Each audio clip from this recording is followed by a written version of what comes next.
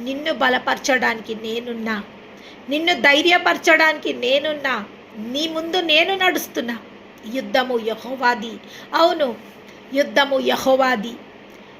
హిజ్కియాతో చెప్తాడు దేవుడు, రేపు ఉదయము యుద్ధం జరగబోతుంది. ఆ యొక్క యుద్ధంలో మీరు పంతులు తీరి నిలబడండి. అంతే. రేపు మీరు యుద్ధం చేయాల్సిన అవసరం లేదు.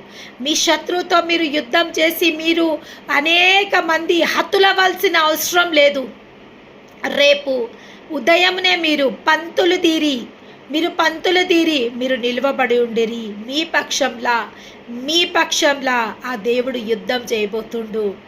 మీ పక్షంలా దేవుడు యుద్ధం చేయబోతుండు. నిజంగా మన పక్షంలా దేవుడు యుద్ధం చేయబోతుండు.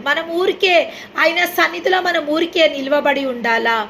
ఆయన సన్నిధిలో మనము విశ్వాసంతో ఉండాలా? ఆయన సన్నిధిలో నమ్మకత్వంతో ఉండాలా? మన జీవితాలలో, ఒక విశ్వాసి జీవితాలలో ఏది జరిగినా